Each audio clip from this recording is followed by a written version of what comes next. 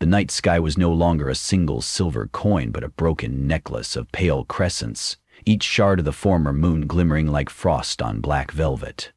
The rings, as everyone called them now, circled the planet in concentric coils, bright enough to paint the ocean with ghost light even at noon. Their gravitational tug was erratic, but rhythmic, a cosmic drummer striking an invisible skin every 7th hour. Right on cue, the sea bulged outward, gathered momentum, and sprinted toward the continents in a wall of water 200 meters high. They called these surges the pulse tides, though most maps marked them only with skulls and crossed oars. Along the shattered coasts lived the tide carvers, nomads who had learned to turn catastrophe into livelihood. Where stationary cities drowned, their wandering flotillas thrived, skimming along the swells on knife-edge surf ships, part hydrofoil, part windsail, part ore smelter, their hulls woven from resinous kelp fiber and ribbed with lightweight moon iron. The tide carvers rode the tsunamis, not to outrun them, but to dance atop them, harvesting the extraterrestrial debris that rained after each pulse. Shattered lunar glass, cobalt pearls, and the rarest prize of all, glowgrit, a powder that ignited in contact with air and powered everything from lamps to weapons. Cale Peregrine stood barefoot on the lacquered deck of the Cloudstrider, one of the newer double-keeled surf ships, and tried to taste the wind. Salty, metallic, full of promise. Around him the rest of the second caravan made ready. Folding sails hissed open like paper lanterns. Winches squealed, and hull mount drills clicked through their pre-checks.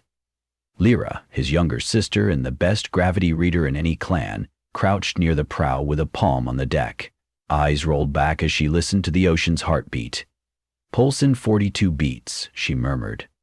Cale nodded. The ring's tug was building. He could feel it in his teeth, a low vibrato. "All caravans," he spoke into the Contcom. "Prepare for breach." 3 ships answered with short honks. Beyond their dozy harbor, charcoal clouds clotted the horizon. The first swell rose only a scout wave, but tall enough to swallow a lighthouse. Children on the piers hooted. The chorus of breakers, a wave-worshipping cult dressed in flowing kelp-green robes, filed out onto the shore to sing their hymn, arms raised to the rings that had broken the moon and their sanity alike. When the real pulse arrived, it happened fast. The ocean retreated as if inhaling, exposing fish-flopped reefs and the skeletons of dead cities. A hush fell. Then the sea exhaled. The pulse tide roared in, shoulders squared, wearing a mane of shredded foam. Sunlight refracted through the wave's translucent belly, revealing spinning stones and shards of moon ice embedded inside like insects in amber. "Up!" Cale shouted. The Cloudstrider groaned as its magnetic fins adjusted angle. Water lifted at 60 meters, then 90, then higher. The wooden joints whined but held. The crew leaned into their harnesses, every muscle ready to steer or brake. Cale's stomach hovered somewhere near his throat, giddy and terrified. Most riders kept to the surface, but Kel's squad specialized in deep crest diving. When the wave arched at its peak, they would drop through a tunnel of water and drill into slurry pockets before centrifugal forces flung the cargo outward. Dangerous, sure, but the rewards chunks of crystallized regolith. Veins of helium-3 were worth mortal peril. At the apex, Kel slashed a lever. The Cloudstrider's ventral fins folded, and the ship knifed into the glassy interior of the wave. For a heartbeat, they were inside a cathedral window. Blue light scattered. Fish suspended around them like stained glass saints. A boulder of moonstone, veined with orange lightning, tumbled past the port side. Cale marked its trajectory on his wristboard. "Anchor here," he barked. Harpoons fired. The cables hummed, slowed the ship. Lyra and 2 deckhands bounded along the tilted deck, carrying the portable smelter. They clamped magnetic claws onto the moonstone, then activated a sonic blade that shaved the outer crust away, revealing a core of sparkle-rich glowgrit. Tiny sparks winked like fireflies in a jar. 4 kilos already," Lyra gasped, eyes alight. Kyle grinned. Their last 4 trips combined hadn't yielded that much. If they brought this home, The clan could trade for medical bots, fresh nanofiber sails, maybe even reactor upgrade. Alarms shrieked. A dented bell clanged at the stern. Kale whirled. Through the undulating wall of water he saw movement, sleek silhouettes weaving inside the wave's skin. Other riders, but stripped of sails or motors. The figures paddled weird crescent boards carved from whalebone, their arms tattooed with azure whorls. On their foreheads glowed patches of bioluminescent algae, the mark of the chorus of breakers. Parrots? A deckhand stammered. Worse, Kale muttered. Zealots. The breakers didn't harvest. They worshipped the pulse as divine retribution, believing each wave was a hymn and every mineral shard a sacred verse. They tolerated nomad scavenging as long as no one touched what they considered holy relics. The glow-grit core in Kale's hold practically radiated blasphemy. Lyra's fingers tightened around her hook blade. We can outrun them. No, Kale said. We're inside the crest. We can't trade speed. We talk first. A breaker woman, cheeks riven with self-inflicted scars, pulled her board alongside and latched onto the gunwale with coral claws. Wet braids slapped her shoulders. Her voice carried over the wind. Storm thieves, release the mother's heart. Kale forced calm. We harvest debris for survival, nothing more. Her tears are not your ration, she hissed. Return what you stole or drown in her breath. The cloud strider vibrated. The wave was about to curl. They had maybe 20 seconds before they'd be spat onto the continental shelf. Kale weighed options. Surrender the prize and live, or keep it and fight both zealots and gravity. He felt the pocket of glowgrit pulsing, warm as an ember, tucked under deck plates. The mineral could change everything for his people. He steeled himself. I can't. The breaker's eyes narrowed in sorrow rather than fury. She released the hull and drifted away, palms pressed together in a prayer gesture. A moment later, the zealous riders kicked into a synchronized dive, vanishing deeper into the wave's belly. They're leaving? Lyra asked. Kyle's bones disagreed. Something ominous churned behind his ribcage. Breakers rarely killed directly. They left that to the waves they worshipped. He scanned readings. The crest angle was steepening too fast. The wave wasn't curling like a normal pulse. It was folding inward, ready to collapse prematurely. The breakers had disturbed hydrodynamics somehow, maybe by planting detonation charges on the outer face.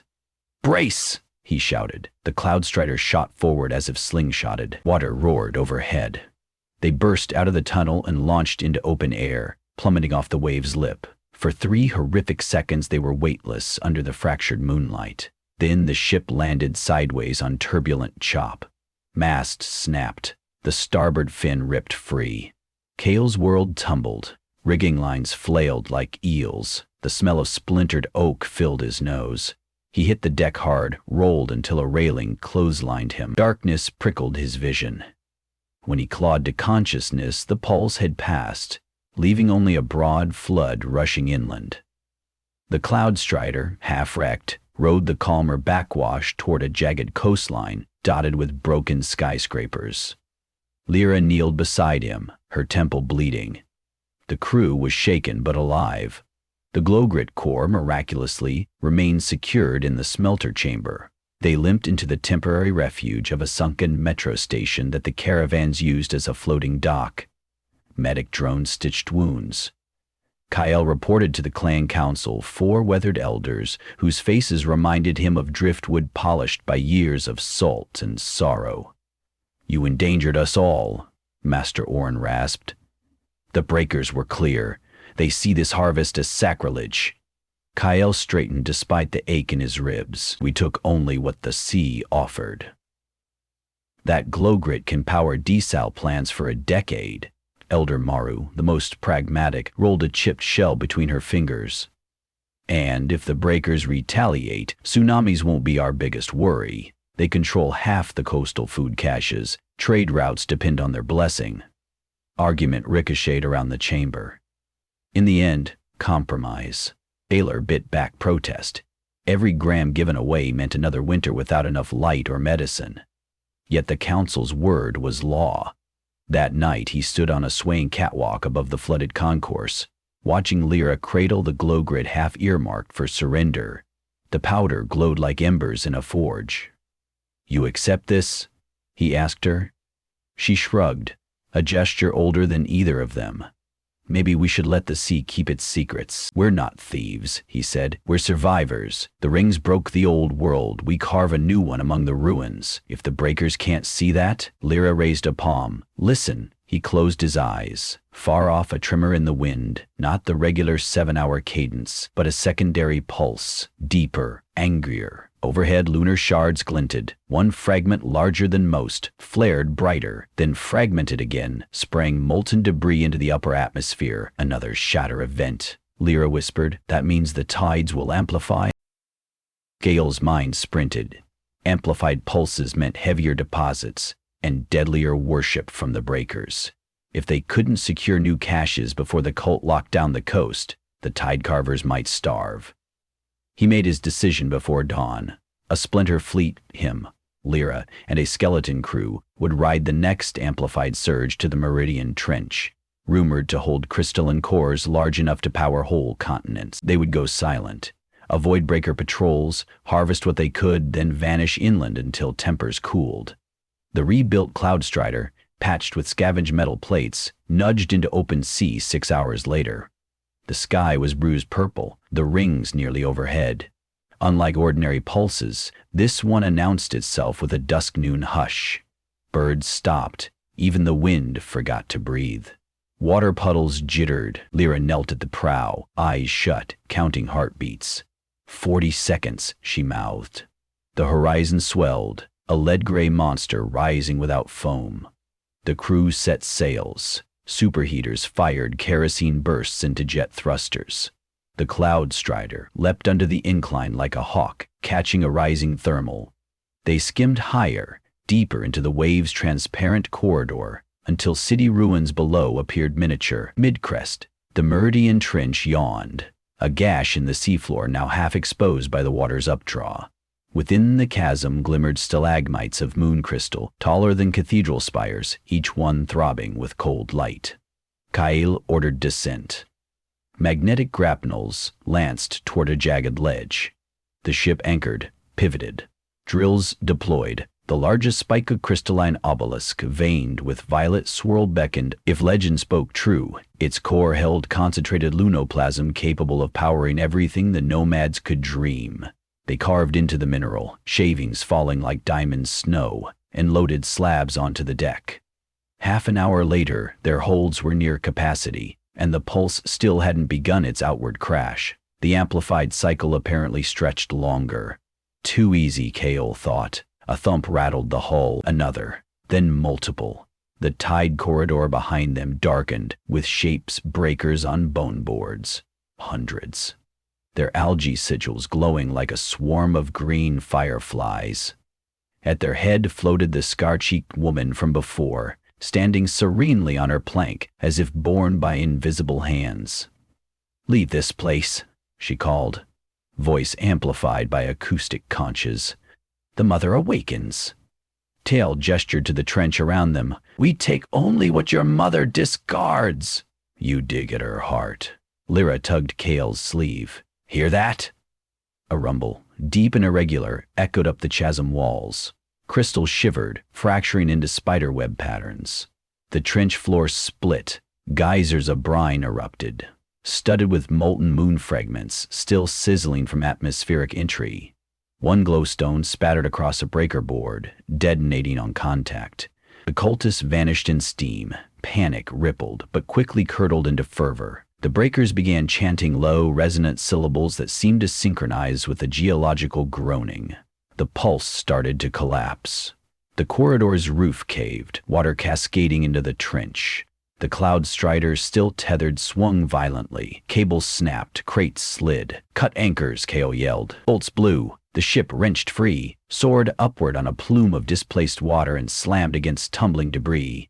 A splintered crystal impaled the port side. Lyra was thrown overboard, swallowed by swirling foam. "Man over!" someone bellowed. Kale dove. The water was a snow globe of shards. Every kick risked laceration. He glimpsed Lyra's form, pinned under a floating crystal.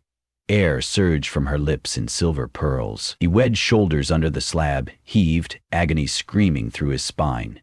It shifted enough for her to twist free. They surfaced, coughing. Above them, the Cloud Strider listed but remained afloat, though breaker boards circled like vultures. Kale dragged Lyra to an emergency ladder. She coughed blood but nodded that she could climb. When Kale hauled himself aboard, the scarred breaker woman was already standing on the deck, 8 followers at her flank. No weapons drawn, undetermination and something like sorrow. "You heard her growl," she said. "Even the rings fracture anew. The mother is restless. Stop cutting her bones." Behind her, the ocean heaved. A second crest approached, another pulse hot on the first, impossible by prior physics. The ring's rhythm had doubled. 2 tsunamis would intersect, creating unpredictable standing waves. Anyone caught between would be minced. "We leave," Kale panted. "All of us. Nomads and breakers. Help me patch sails. We outrun the next wall together." "Blasphemy," one cultist spat. "We ride the hymn." But the scarred woman hesitated. She looked at the wounded nomad crew, at her own injured riders, at Lyra coughing on deck. The new wave loomed, bigger, blacker, its face stippled with lightning. Divinity or doom. Line was thin. Kale extended his hand. "Survival is a prayer too." A tremor shuddered through the ship. The violet obelisk core, still half secured, cracked open. A fountain of lunoplasm arced skyward, then drifted down like incandescent pollen. Where specks landed, wood smoldered. Ocean hissed. "Choose," Kyle urged. The woman closed her eyes. When she opened them, fanatic fire was gone, replaced by something more human. She gave a curt nod. "We seal the wound." Breakers and tide carvers set to work side by side. They hoisted broken mast pieces, patched sails with robe strips, dumped volatile shards overboard, lashed crates. 2 cultists sang a low harmonic that somehow calmed the lunoplasm into inert crystals, which they tossed into the sea. The intersecting tsunamis merged 30 meters away, towering into a superwave that blotted stars. Wind howled like a jet engine. Kyle tied the final knot, sprinted to the helm. He felt the ring's double gravity tugging at his gut, like 2 hands trying to peel him apart. "Hold!" he shouted. The hybrid crew clung to rails. The superwave hit. For a heartbeat, the Cloud Strider climbed a wall so steep it felt vertical. Riders screamed, rigging lines snapped, whiplashing across the deck. Water hammered Kyle's ears, but the ship kept climbing, borders steering by instinct and terror. At the crown, time dilated. He saw the shattered moon rings above, halos upon halos shedding meteoric glitter. He saw the coastline ahead, a jigsaw silhouette of drowned towers and new reefs. He saw the scarred breaker woman, gripping the gunwale beside him, chanting not in devotion but in encouragement. Then gravity reclaimed supremacy, the wave collapsed behind them, and the Cloud Strider surfed down its far slope into the relatively calm trough. They'd outrun the merging giants. Cheers erupted, part relief, part disbelief. Kala sagged against the helm. Lyra limped over, bruised but smiling. The scarred woman extended her hand. "I am Sarah Tide Listener. Kala Peregrine." Sarah's gaze drifted to the crates of harvested crystal still aboard. "Our tribes are opposite waves, crest and trough, faith and scavenge. But perhaps together we are the tide itself." Kale exhaled, tasting salt and electric ozone. "We need fuel, medicine, food. You need our engineering to survive what's coming. The rings are still breaking. Pulses will only worsen." She nodded. "There is a monastery further south. Deep foundations, old turbines. It can shelter many. Let us go there." And so, battered but alive, the makeshift alliance set course along the fractured coast.